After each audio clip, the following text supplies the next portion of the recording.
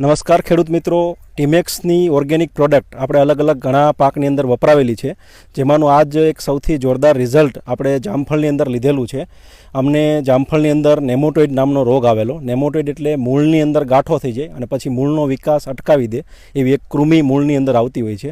અને નેમોટોઇડ કૃમિનો જો ઇલાજ ના થાય તો છોડ સાવ સુકાઈ જતા હોય છે. અમને 50% ઉપર અડધા ખેતરની અંદર છોડ સુકાયેલા જોવા મળતા હતા અને એના પછી આપણે આ દવા વાપરેલ છે.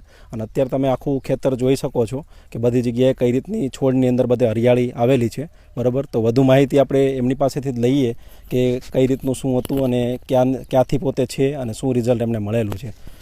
શું નામ તમારું? મારું નામ નરીંગભાઈ. નરીંગભાઈ, અને ક્યાંથી છો તમે? આ જગ્યા આપણે કઈ જગ્યાએ ઊભા છે? શેરપુરા, ડીસા તાલુકાનું શેરપુરા ગામ છે. અને તમારે જામફળની અંદર નેમોટોઇડ આવેલો, બરાબર. તમે નેમોટોઇડ માટે પહેલા કોઈ દવા કે કંઈ કરેલું? પહેલા દવા કરી હતી પણ સક્સેસ નહીં ગઈ સાહેબ. કેટલાનો ખર્ચો કરેલો?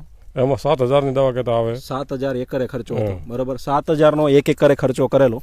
અને એ કેમિકલ રાસાયણિક દવા વાપરેલી કે ઓર્ગેનિક વાપરવાની અને રાસાયણિક કીધું હતું, પછી મેં નહીં લાવી 7,000ની. અચ્છા, રાસાયણિક 7,000ની તમને હતી, એ તમે ના નાખીને તમે ઓર્ગેનિક થી અત્યારે તમને કેવું રિઝલ્ટ સારું લખાય?